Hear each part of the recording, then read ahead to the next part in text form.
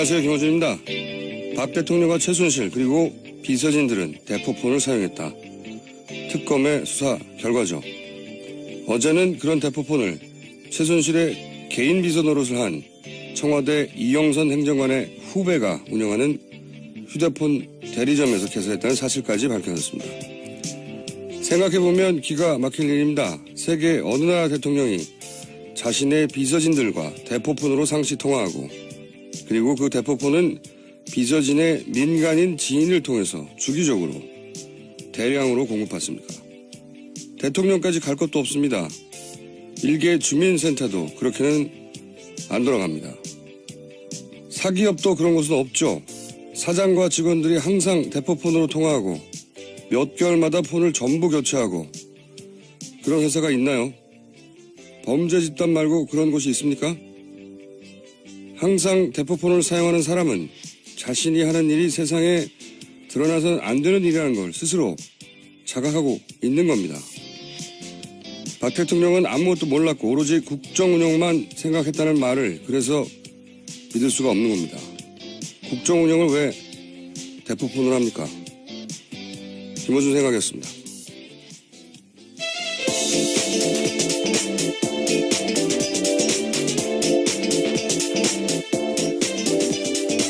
시사인의 김은지입니다. 이 대포폰 이야기가 처음 나왔을 때만 해도 청와대에서는 말도 안 되는 얘기라고 했죠. 예, 펄쩍 뛰었습니다. 말도 안 되는 얘기라고 거의 뭐 코웃음을 치는 정도 반응을 했는데 요즘은 반응이 없어요. 네, 할 수가 없죠. 요즘은 반응이 없는 것이 너무 구체적이고 게다가 번호가 나와버렸어요. 번호가. 예. 네. 어제 관련 뉴스가 많이 나왔죠? 네, TV조선이 번호를 특정해서 보도했습니다. 끝자리가 4021인데요. 이 번호가 대통령 차명폰으로 추정되는 거랍니다. 그래서 이 번호를 특검이 시간대별로 기지국 분석을 했었는데요. 대통령 순방 동선 등과 일치한다라고 합니다. 발신지는 평상시 대부분 청와대 경내로 찍혔는데요. 대통령의 일정이 있어서 움직이면 그에 따라 동선이 바뀌었다라는 겁니다. 네. 이게 이제 대통령으로 특정할 수 있는 이유가 우선 이 끝번호를 장시호 씨가 네. 특정해 주었고 그리고 청와대 경내에서 자는 사람이 많이 없어요. 그렇죠? 예, 계속 있을 수도 없죠, 사실. 네. 그 번호가. 그리고 이제 경내에 있는 사람이 있을 수 있다 치더라도 거기서 숙식을 하는 사람의 폰으로 특정하려고 해도 해외 순방을 가는데도 따라간단 말이죠. 네.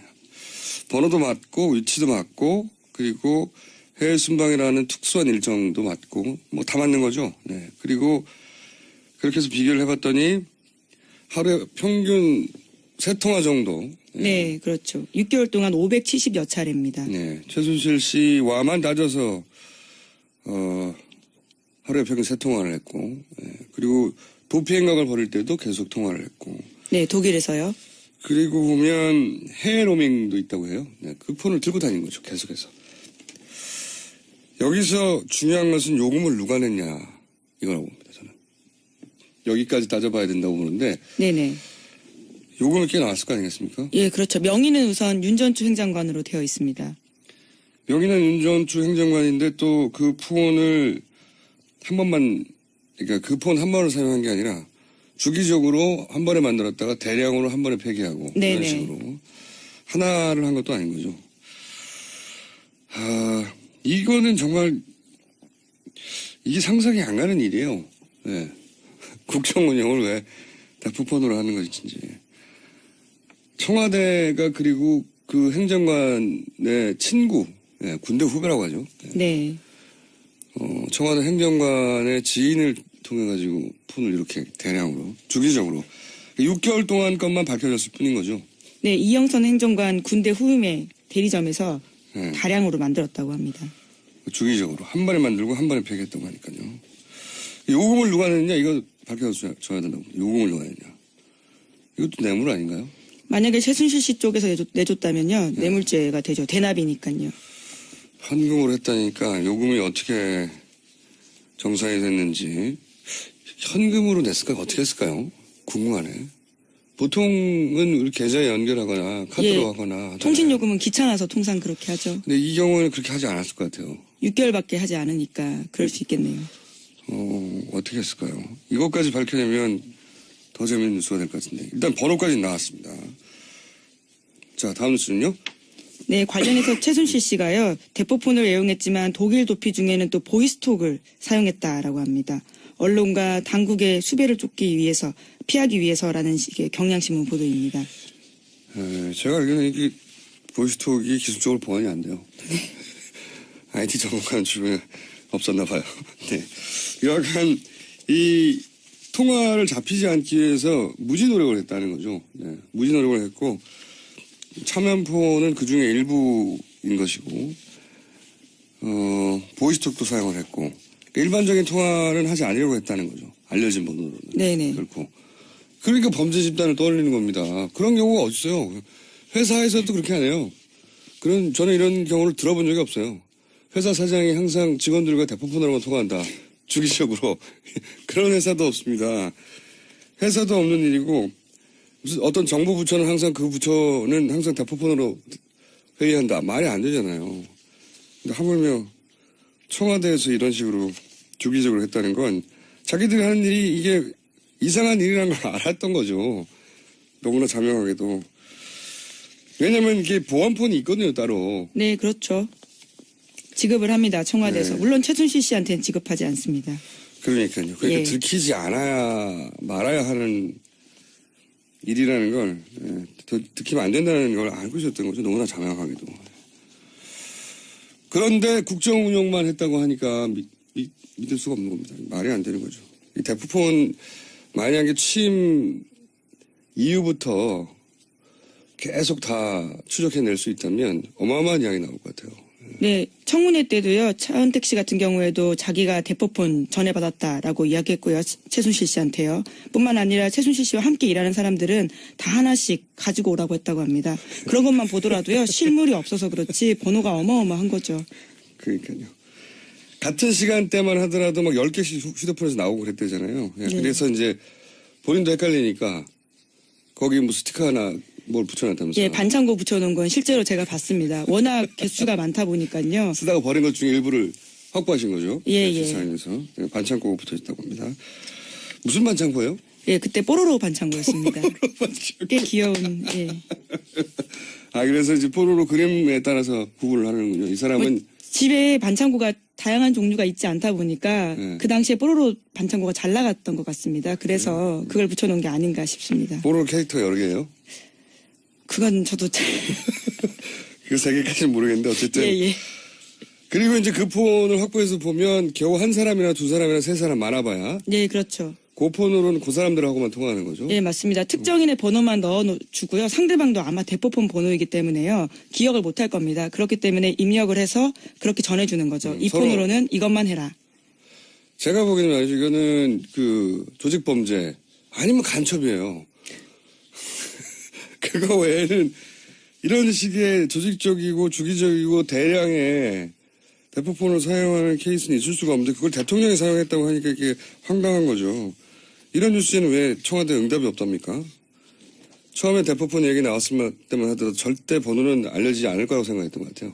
예, 그럴 수 있죠. 네, 그래서 이제 전면 부인했다가 요즘 너무 구체적이니까 대답이 없습니다. 그리고 자, 홍보 라인에서 실제로 몰랐을 수도 있을 거라는 생각도 들긴 듭니다. 어떤 선까지만 알고 그 아래로는 몰랐을 것 예, 같아요. 예. 그래서 정말 없다고 그 당시 생각했을 수도 있지 않나라는. 네. 지금은 이제 물어봐야 되잖아요. 그렇죠. 네. 쓰셨어요? 이렇게 물어봐야 되는데 아무도 안 물어보나 봅니다. 네. 예, 정호성 전 비서관 같은 경우에도요, 헌법재판소에 나와서 대통령이 썼다라는 거 증언했거든요. 네. 입이 다 안 맞춰진 거죠. 어떤 부분은 디테일까지. 자, 다음 뉴스. 이 헌재 관련 뉴스가 요즘 쏟아지고 있어요. 또 나왔죠, 몇 가지. 네, 박 대통령 쪽은 헌법재판소가 어제까지 제출하라고 한 종합준비 서면을 내지 않았습니다. 제출하지 않은 이유는 따로 말하지 않았는데요. 헌법재판소는 지난 16일 최종 변론 날짜를 정하고 종합준비 서면 하루 전날까지 제출하라 이렇게 예약했거든요. 그런데 그것도 안 지킨 거죠. 네. 아니, 최종 변론을 계속해서 박근혜 대통령 변호인단 요청에 따라서 연기해 왔어요. 22일을 24일로 바꿔주고 24일을 27일로 바꿔줬는데 또 27일에 최종 종합 준비 서면을 내라고 했는데도 또 안 지킨 겁니다. 예. 변론에 계속. 맞춰서 준비 서면 내야 되는데요. 안 낸 거죠. 여기 헌재가 하라고 하는 일을 안 해요.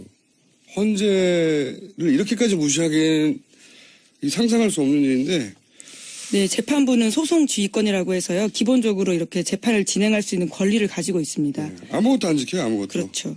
무시하는 거죠. 네, 제가 피고인으로 많이 서봤지 않습니까? 안 지키기 어려워요. 사법부가 결정을 하면 사법부의 심기를 건드리지 않기 위해서 가능하면 모든 걸 지키거든요. 근데 여기서는 뭐 한두 번이 아니고 몇 번째입니까? 안 지켜요, 그냥.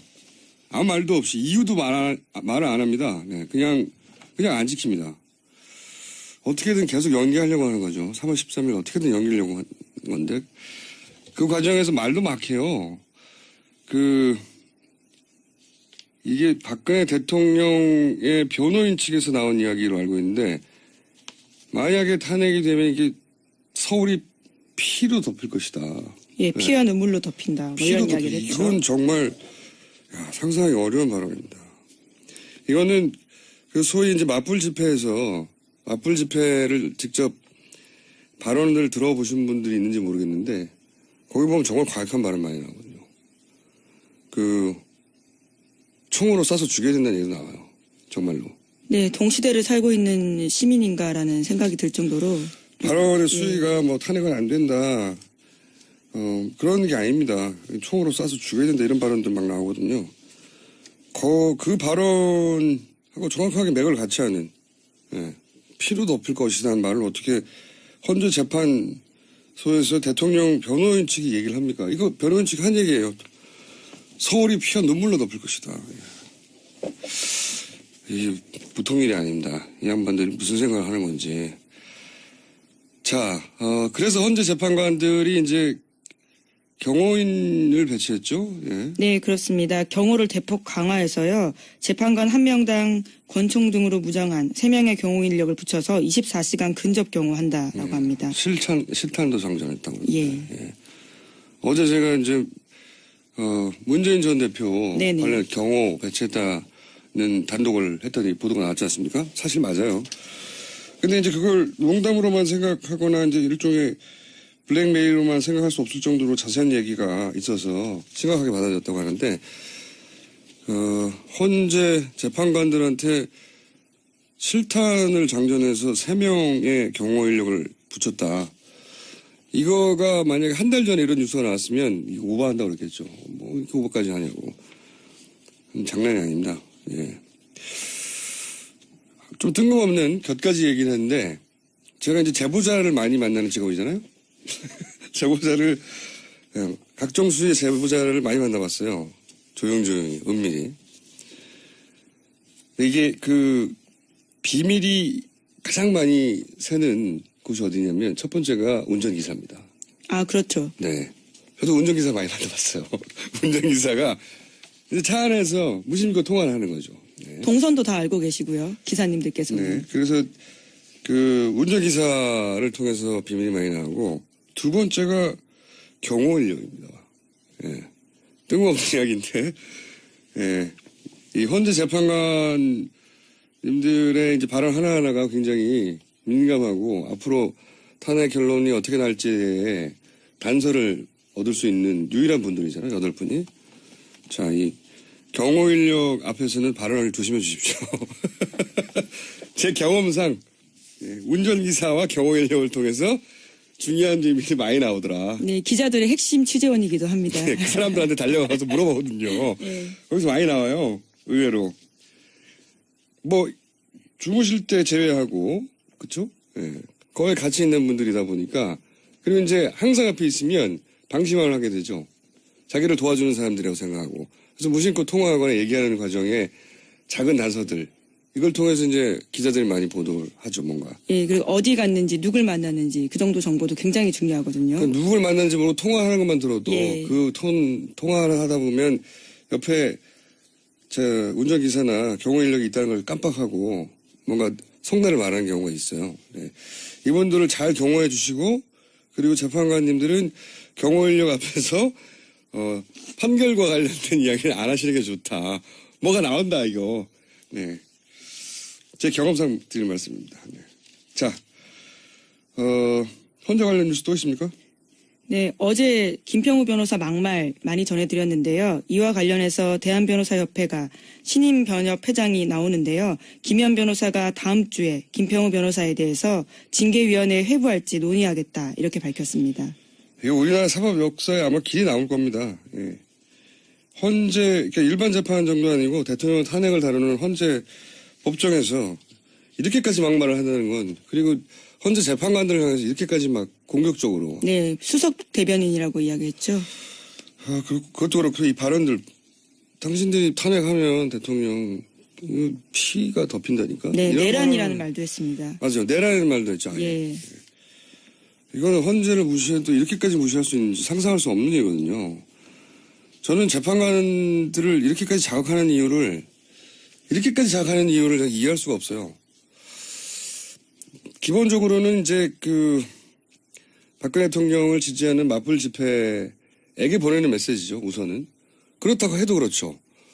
그거는 밖에 나와서 기자회견을 하던가, 헌재 재판정에서, 이거 제가 요즘도 저는 재판을 받고 있거든요. 변호사들이 화제예요, 화제. 왜 이렇게 하느냐. 예, 왜냐면 법조인들은 너무나 이해할 수 없기 때문에 이렇게 하는 게 너무 이해가 안 간다고. 화제예요, 다들. 정말 이상한 일이고, 너무 극단적이어서 변협까지 나선 거죠. 네, 김평우 변호사가 대한변협 회장 출신인데요. 대한변협에서 징계를 논의하겠다라고 한 거죠. 한마디로 자기 편을 더 격동시키려고 하는 건데, 그렇다고 해도 이렇게까지 하나. 사법 역사에 아마 길이 남을 겁니다. 그러니까 이 재판관들도 얼마나 스트레스를 받겠어요. 이해할 수 없습니다. 자, 다음 뉴스는요? 네, 황교안 권한대행이요. 특검법 개정안 처리가 무산된 어제에도 수사기간 연장과 관련해서는 아무런 입장을 내놓지 않았습니다. 추가로 내놓을 입장이 없다라고 밝혔는데요. 여전히 면밀히 검토 중이다라고만 합니다. 면밀 검토를 한 달 내내 합니까? 어차피 안 할 거면서. 다음 뉴스는요? 네, 경향신문이 아침에 보도한 바인데요. 특검이 최순실 씨가 숨겨놓은 재산 100억 원대를 찾았다라는 겁니다. 재산은 애초에 수천억 원대로 알려져 있었는데요. 관련 규정 미비로 찾는 게 쉽진 않았다라고 합니다. 최태민 재산 같은 경우에는 공소시효가 지났기 때문에 관련 기관에 관련해서 협조가 쉽지 않았고요. 또 영장도 잘 발부되지 않았다라고 합니다. 이게 이제 영장 없이 기존의 자료를 잘 살펴보는 것으로 찾은 게 100억대라는 겁니다. 예, 지금 특검이 막 영장도 발부하고, 숨겨진 재산을 적극적으로 찾을 수 있는 수단이 별로 없었어요. 예, 그래서 기존 자료를 잘 살피고 하는 것으로 그것만으로 추가 100억대를 찾아낸 거라는 거죠. 예, 큰 덩어리는 해외에 있다고 다들 추정을 하고 있고, 국내에 있는 것은 제가 보기엔 현물들이 아닐까. 최태민 씨의 아들, 최재석 씨요? 네, 최재석 씨를 통해서 얘기됐던 게 이제 특히 이제 인상에 남는 금괴 얘기 있지 않습니까? 금괴가 어마어마한 두께로 있었다. 금괴에는 다 일련 번호가 있거든요. 그래서 이제 이런 얘기가 나오면 꼭 비자금 금괴 얘기가 나와요. 현금화 할 수가 있으니까. 근데 금괴는 처리할 때 제가 알기로는 중간에 이제 브로커들이 금괴를 삽니다. 사가지고 녹여요. 녹이는데, 왜냐면 일련 번호면 추적이 되잖아요. 금괴를 녹이는데 녹이면 가격이 확 떨어져요. 확 떨어지지만 수수료를 중간에 받고 거래를 할 수 있을 만큼, 만약에 이게 금괴가 1억짜리다. 그러면 한 7천만 원, 6천만 원에 사는 거죠. 그런 다음에 넘겨도 이익이 남을 만큼. 저는 금괴가 궁금합니다. 금괴는 번호가 있거든요. 번호를 보면 주인이나 혹은 연도를 알 수 있어요. 금괴가 어디 있을 것 같은데 어디 있는지 모르겠어요. 이게 무거워가지고 함부로 옮길 수도 없는 것이고 해외를 빼내기도 어렵거든요. 금괴는. 어딘가에서 금괴가 나올 텐데 거기까지 아직 못 가고 그냥 자료를 잘 찾아봤더니 100억대가 있더라. 예, 추가로요. 네, 추가로 관련된 뉴스가 있나요? 네, 어제 노웅래 의원도 관련된 이야기를 국회 본회의에서 했었는데요. 박정희 정권의 스위스 비자금 의혹에 대해서 실체를 밝히고 불법 자금을 환수해야 된다라는 건데. 국회에서 드디어 이런 말도 나오는군요, 이제. 예. 이거가 본체죠, 본체. 예, 그런 의혹이죠. 예, 의혹의 본체가 박정희 정권 당시의 비자금이 스위스에 있는 거 아니냐. 이런 얘기는 뭐 오래전부터 있었죠. 예. 네, 그 근거가요. 프레이저 보고서입니다. 유명한 보고서죠. 예. 예. 이게 이제 짧게 말씀드리면 박정희 정권 시절에 독재 정권에 대한 그 미 의회의 반감이 있었어요. 분위기가 안 좋았어요. 그래서 박동선 씨라고 로비스트를 통해 가지고 미국 의회에 현금을 막 풀죠. 네, 로비를 하죠. 네. 네. 100만 달러씩 막 풀어가지고 당시 박정희 정권이 미국 의회의 국회의원들에게 현금을 풀었다 하는 사건이 코리아 게이트. 네, 1976년에 있었습니다. 터집니다. 그러자 이제 미 하원에서 프레이저가 위원장이에요, 당시. 예. 위원장이 나서서 관련 조사를 합니다. 관련 조사를 했더니 그때 이런 내용이 나오죠. 박정희 정권이 해외 차관인가요? 예. 네, 해외 차관이나 투자 자금을 들어오면서. 네. ODA죠, ODA. 생각해보니까 이게 ODA입니다. ODA, 우리가 이제 받는 입장이었던 거죠. 그렇죠. 그때는 네. 수혜국이었습니다. 네. 그런 차관이 들어올 때, 이제 커미션을 중간에 떼가지고. 10에서 15% 정도요. 그렇게 조성한 자금을, 당시 은행 이름도 나와요. 스위스, 어디였죠? 유니언 뱅크입니다. 그런 등등. 예. 에다가, 비밀 계좌를 개설해서, 그때 당시 얼마를, 이건 이제, 미 의회가 조사해서 보고한 내용이에요. 예. 이거에 근거하여 비자금이 지금으로 따지면 수조가 될 정도의 비자금이 있다는 얘기는 오래전부터 있었죠. 네. 근데 이걸 한 번도 우리 정부가 혹은 우리 국회가 이걸 추정한 적은 없어요. 혹시 근데 처음으로 이런 얘기가 나왔네요. 자, 이거 관련해서 자서전을 쓴 분도 있었어요. 당시에 기자. 김명자 씨인가? 문명자 기자. 문명자. 예. 네. 재미 언론인이었습니다. 네. 그분이 구체적으로 관련 취재를 한 것도 있었어요. 네. 이번에 돌아가셨는데, 박근혜 대통령이 이걸 알았다라고 네네. 하는 자신의 취재기를 책으로 썼죠. 네, 어제 그 관련 내용도요. 노웅래 의원이 이야기했습니다. 뭐라고 했습니까? 11.6 이후에요. 박 네. 대통령이 보안요원 5명과 함께 스위스를 방문해서 비밀 계좌의 예금주 이름을 바꿨고 동행한 이들에게 사례비로 5만 달러씩 줬다라는 제보를 받았다라는 거죠. 저도 이 관련 취재를 해본 적이 있어요. 다음에 얘기하죠. 네. 취재를 해본 적이 있습니다. 네. 이런 제보를 할 만한 분들이 나이가 너무 많아요, 이제. 관련 사실을 알거나 들었거나 하는 분들도 나이가 굉장히 많고, 여하간 이런 게 굉장히 구체적인 정황으로 있긴 있어요. 근데 이걸 어떻게 찾아내겠어요? 네, 그래서 어제 노웅래 의원도요. 국회에서 그런 이야기를 한 것 같습니다. 자유 발언으로요. 이게 과연 찾아질 수 있을지는 모르겠으나 대단히 구체적인 정황으로 혹은 책으로 혹은 증언으로 자료가 나와 있긴 합니다. 실제 스위스은행이 이걸 인정할 리는 없을 테니까 찾을 방법은 저도 모르겠어요. 찾으러 노력해봤는데 굉장히 어려운 일이더라고요. 예. 자, 제목 정도 하나 둘 읽을 수 있을 것 같습니다. 네, 어제 MBN 보던데요. 최순실 씨가 삼성이 돈 안 주면 다 같이 죽는다 이런 이야기를 했다고 합니다. 지난해 9월에요. 돈을 안 주면 다 같이 죽는다는 얘기는 이게 이제 비밀이 지켜질 수 없다 이런 얘기겠죠? 협박이네요. 네. 최순실 씨 답네요. 그리고 그러면서 했던 말 나온 거 없습니까?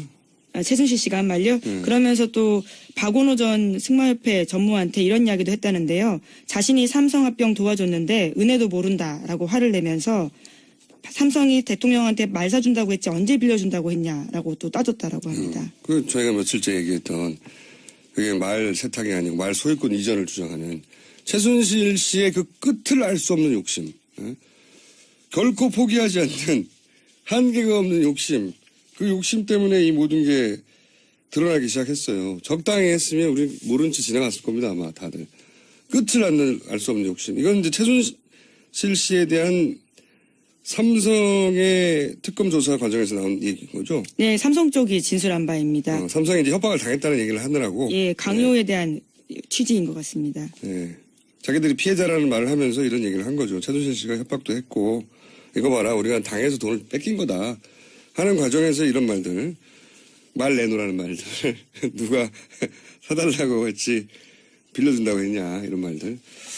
끝을 알 수 없는 욕심. 한편으로는 고마워요.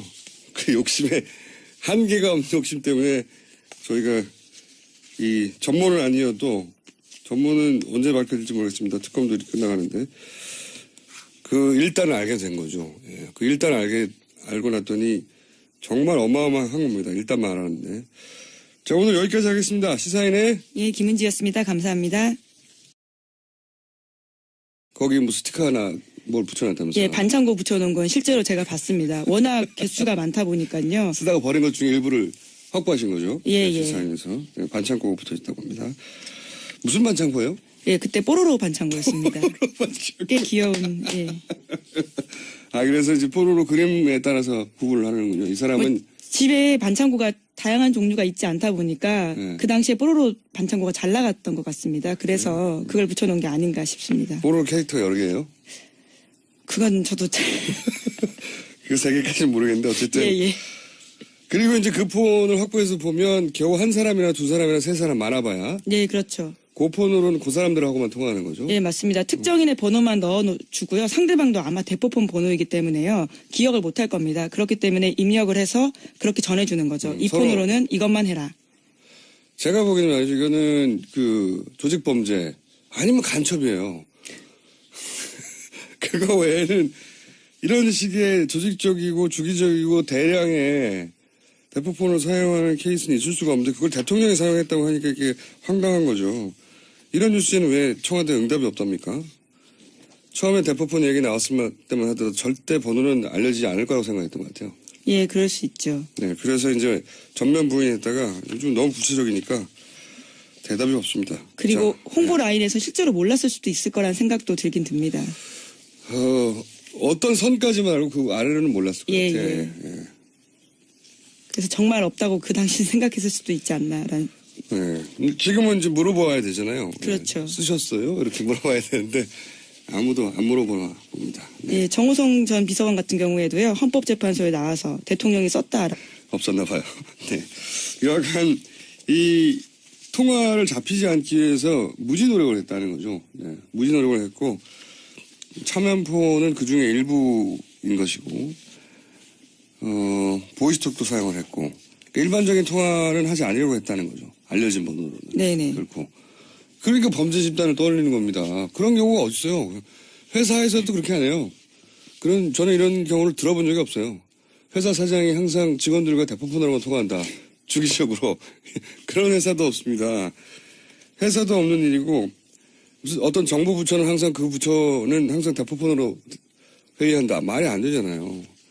근데 하물며 청와대에서 이런 식으로 주기적으로 했다는 건 자기들이 하는 일이 이게 이상한 일이라는 걸 알았던 거죠. 너무나 자명하게도. 왜냐면 이게 보안폰이 있거든요, 따로. 네, 그렇죠. 지급을 합니다. 청와대에서. 네. 물론 최순실 씨한테는 지급하지 않습니다.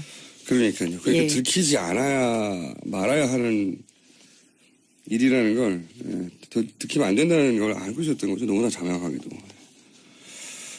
그런데 국정 운영만 했다고 하니까 믿을 수가 없는 겁니다. 말이 안 되는 거죠. 이 대포폰 만약에 취임 이후부터 계속 다 추적해낼 수 있다면 어마어마한 이야기 나올 것 같아요. 네, 청문회 때도요. 차은택 씨 같은 경우에도 자기가 대포폰 전해받았다라고 이야기했고요. 최순실 씨한테요. 뿐만 아니라 최순실 씨와 함께 일하는 사람들은 다 하나씩 가지고 오라고 했다고 합니다. 그런 것만 보더라도요. 실물이 없어서 그렇지 번호가 어마어마한 거죠. 그러니까요. 같은 시간대만 하더라도 막 10개씩 휴대폰에서 나오고 그랬대잖아요. 예, 네. 그래서 이제 본인도 헷갈리니까 요즘은 반응이 없어요. 네, 할 수가 없죠. 요즘은 반응이 없는 것이 너무 구체적이고 게다가 번호가 나와버렸어요. 번호가. 예. 네. 어제 관련 뉴스가 많이 나왔죠? 네, TV조선이 번호를 특정해서 보도했습니다. 끝자리가 4021인데요. 이 번호가 대통령 차명폰으로 추정되는 거랍니다. 그래서 이 번호를 특검이 시간대별로 기지국 분석을 했었는데요. 대통령 순방 동선 등과 일치한다라고 합니다. 발신지는 평상시 대부분 청와대 경내로 찍혔는데요. 대통령이 일정이 있어서 움직이면 그에 따라 동선이 바뀌었다라는 겁니다. 네. 이게 이제 대통령으로 특정할 수 있는 이유가 우선 이 끝번호를 장시호 씨가 네. 특정해 주었고, 그리고 청와대 경내에서 자는 사람이 많이 없어요. 그렇죠? 예, 계속 있을 수도 없죠, 사실. 네. 그 번호가. 그리고 이제 경내에 있는 사람이 있을 수 있다 치더라도 거기서 숙식을 하는 사람의 폰으로 특정하려고 해도 해외 순방을 가는데도 따라간단 말이죠. 네.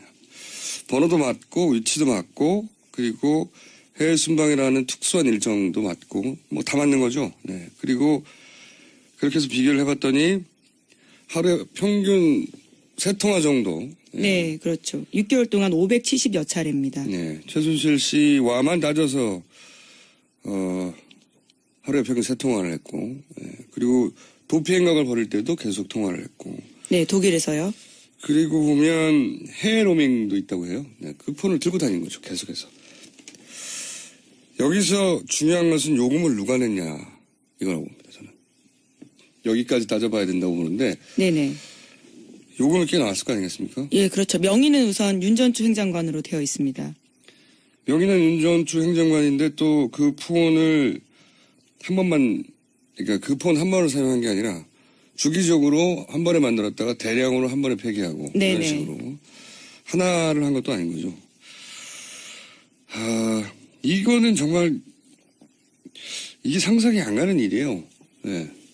국정 운영을 왜 대포폰으로 하는 것인지. 청와대가 그리고 그 행정관의 친구, 네, 군대 후배라고 하죠. 네. 청와대 행정관의 지인을 통해 가지고 폰을 이렇게 대량으로 주기적으로 6개월 동안 것만 밝혀졌을 뿐인 거죠. 네, 이영선 행정관 군대 후임의 대리점에서 네. 다량으로 만들었다고 합니다. 주기적으로 한 번에 만들고 한 번에 폐기했다고 하니까요. 요금을 누가 냈냐 이거 밝혀줘야 된다고. 요금을 누가 냈냐. 이것도 뇌물 아닌가요? 만약에 최순실 씨 쪽에서 내줬다면요. 뇌물죄가 되죠. 대납이니까요. 현금으로 했다니까 요금이 어떻게 정산이 됐는지 현금으로 냈을까 어떻게 했을까요? 궁금하네. 보통은 우리 계좌에 연결하거나 카드로 예, 하거나 하잖아요. 통신요금은 귀찮아서 통상 그렇게 하죠. 근데 이 경우에는 그렇게 하지 않았을 것 같아요. 6개월밖에 하지 않으니까 그럴 수 있겠네요. 어떻게 했을까요? 이것까지 밝혀내면 더 재밌는 뉴스가 될 것 같은데. 일단 번호까지 나왔습니다. 자, 다음 뉴스는요? 네, 관련해서 최순실 씨가요. 대포폰을 애용했지만 독일 도피 중에는 또 보이스톡을 사용했다라고 합니다. 언론과 당국의 수배를 쫓기 위해서 피하기 위해서라는 식의 경향신문 보도입니다. 제가 알기로는 이게 보이스톡이 기술적으로 보완이 안 돼요. 네. IT 전문가는 주변에. 안녕하세요. 김호준입니다. 박 대통령과 최순실 그리고 비서진들은 대포폰을 사용했다. 특검의 수사 결과죠. 어제는 그런 대포폰을 최순실의 개인 비서 노릇을 한 청와대 이영선 행정관의 후배가 운영하는 휴대폰 대리점에서 개설했다는 사실까지 밝혀졌습니다. 생각해보면 기가 막힐 일입니다. 세계 어느 나라 대통령이 자신의 비서진들과 대포폰으로 상시 통화하고 그리고 그 대포폰은 비서진의 민간인 지인을 통해서 주기적으로 대량으로 공급받습니까? 대통령까지 갈 것도 없습니다. 일개 주민센터도 그렇게는 안 돌아갑니다. 사기업도 그런 곳은 없죠. 사장과 직원들이 항상 대포폰으로 통화하고 몇 개월마다 폰을 전부 교체하고 그런 회사가 있나요? 범죄 집단 말고 그런 곳이 있습니까? 항상 대포폰을 사용하는 사람은 자신이 하는 일이 세상에 드러나서는 안 되는 일이라는 걸 스스로 자각하고 있는 겁니다. 박 대통령은 아무것도 몰랐고 오로지 국정 운영만 생각했다는 말을 그래서 믿을 수가 없는 겁니다. 국정 운영을 왜 대포폰으로 합니까? 김어준 생각이었습니다.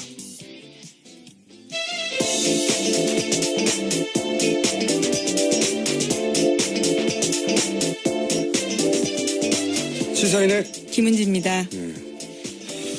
이 대포폰 이야기가 처음 나왔을 때만 해도 청와대에서는 말도 안 되는 얘기라고 했죠. 예, 펄쩍 뛰었습니다. 말도 안 되는 얘기라고 거의 뭐 코웃음을 치는 정도 반응을 했는데